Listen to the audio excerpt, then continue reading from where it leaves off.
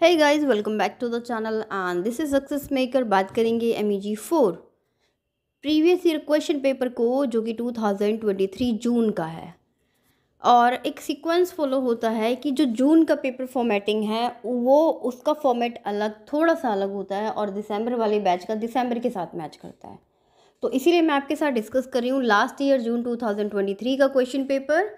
थोड़ा सा चेंजमेंट आया है MEG 4 के क्वेश्चन में भी, और थोड़ा सा पेपर का टफनेस लेवल बढ़ गया है। पहले बहुत आसान से क्वेश्चन पूछ लिए जाते थे, डायरेक्ट क्वेश्चन पूछ लिए जाते थे। अब एग्जामिनर थोड़ा घुमा के क्वेश्चन पूछता है और पेपर को थोड़ा सा टफ बना दिया गया है पहले के comparison. But you don't worry about it, क्योंकि अगर आप चैनल से कनेक्ट हैं और चीज़ें कर रहे हैं तो आप अभी एग्ज़ाम को आपके टाइम है, आप बहुत अच्छी प्रिपरेशन कर सकते हैं। ये फॉर्मेटिंग है मास्टर्स ऑफ आर्ट, इस तरीके से चीज़ें लिखी होती हैं। एस्पेक्ट ऑफ लैंग्वेज आपकी बुक का नाम है। 3 घंटे मिलते हैं आपको, 100 नंबर का पेपर होता है। नोट पढ़ना बहुत ज़रूरी है। Answer question number 1 which is compulsory. Question number 1 compulsory है, बाकी पूरे पेपर में से कोई भी 4 क्वेश्चन आप कर सकते हैं। क्वेश्चन नंबर 1 तो करना ही है। क्वेश्चन नंबर 1 शॉर्ट नोट लिखना है, पिजन एंड क्रियोल और difference between monism and dualism. ये कोई भी 2 लिखने हैं, 10 नंबर के हैं, और ये दोनों की पर्टिकुलर वीडियो है, पिजन एंड क्रियोल की भी और मोनिज्म एंड डुअलिज्म की भी सेपरेट वीडियो है चैनल पे। इसका सी पार्ट थोड़े नीचे आ गया, द कोऑपरेटिव प्रिंसिपल, इसके ऊपर भी वीडियो है। इन्फ्लेक्शन एंड सिंथेटिक लैंग्वेज, इस पर भी वीडियो है। And characteristic of human language, इस पर भी वीडियो है। मतलब कि आपको 5 दे दिए हैं और 5 में से कोई भी 2 आपको करने हैं, और ये बहुत आसान है ये वाला पार्ट, ठीक है। और सब पे वीडियो है पर्टिकुलर। तो चैनल पे जितनी भी वीडियोस हैं एटलीस्ट आप उनको तो कर लीजिए before your examination, right.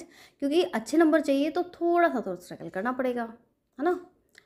Question number 2 देखिए, critically review the changes that have taken place in the language planning from 1690s to 1990s and explain the importance of today's time।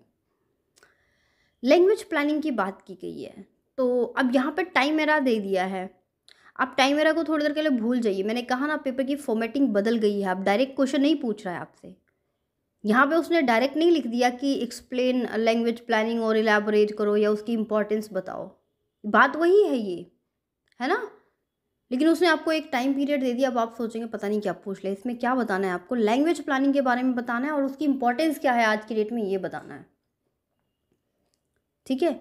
From 1690 से 1960s तक की अगर हम बात करें तो कुछ फैक्चुअल डेटा भी हैं जो कि आपको वीडियोस में मिल जाएंगे। लेकिन अगर आपको फैक्चुअल डेटा नहीं भी याद है तो भी आप अगर इसमें लैंग्वेज प्लानिंग को इलाबोरेट करेंगे और उसकी इंपॉर्टेंस बताएंगे तो भी आपको मार्क्स मिलने के चांसेस अच्छे हैं, क्योंकि आप समरी तो दे नहीं रहे हैं ना, कंटेंट पे काम कर रहे हैं।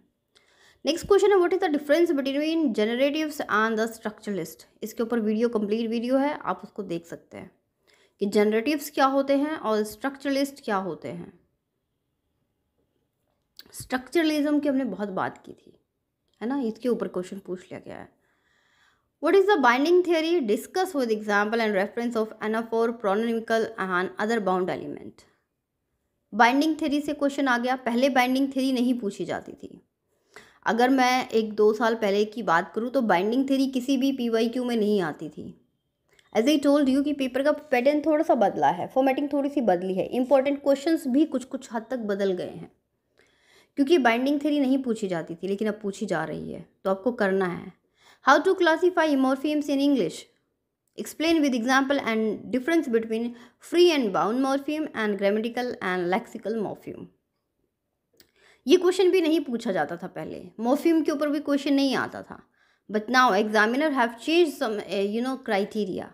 तो मॉर्फीम के ऊपर, इसके ऊपर वीडियो है, आप चैनल पे जाएंगे, सर्च करेंगे तो आपको मिल जाएगा, ठीक है। क्योंकि अभी 10 मिनट में मुझे आपके साथ पूरा पेपर डिस्कस करना है, तो मैं उसमें आपको अगर एक ही क्वेश्चन समझाने लग जाऊंगी तो शायद एक ही क्वेश्चन 10 मिनट ले लेगा, राइट।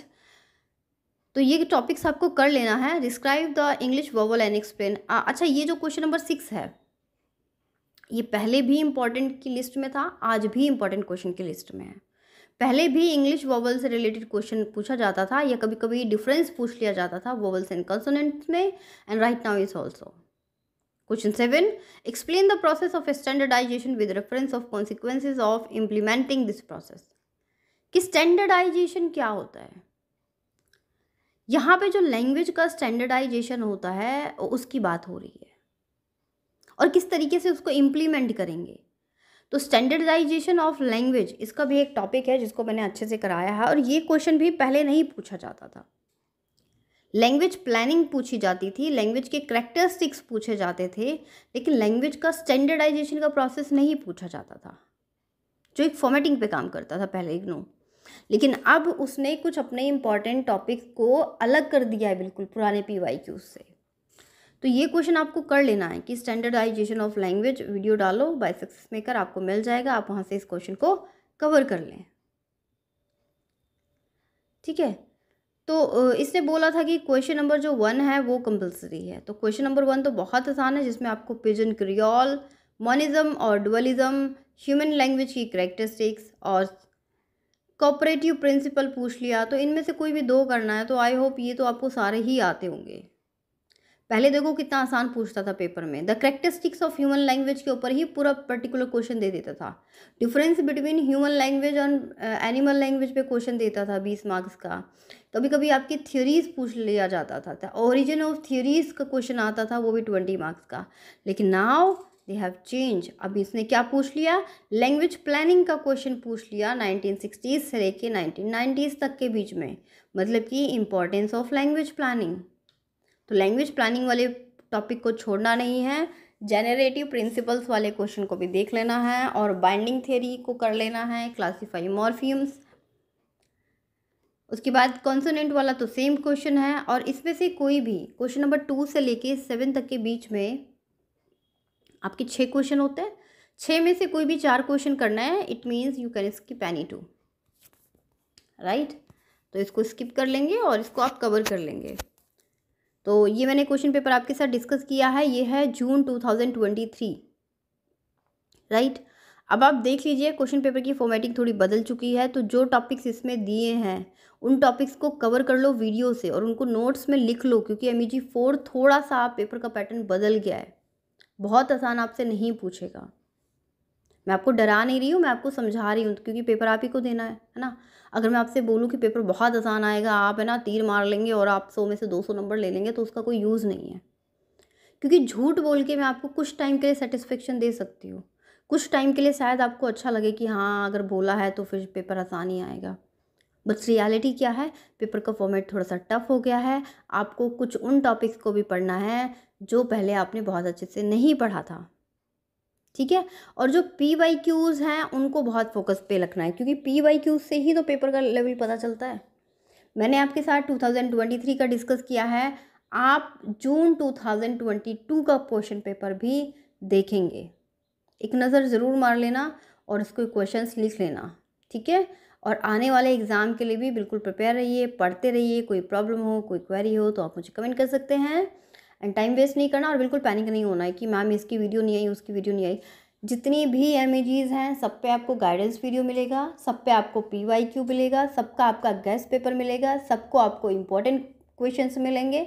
और जो MEG 15, 16 और 17 के बच्चे हैं या 13 के बच्चे हैं वो बिल्कुल पैनिक ना हो, उनका कंटेंट चैनल पे अपलोड होगा बिफोर द एग्जामिनेशन।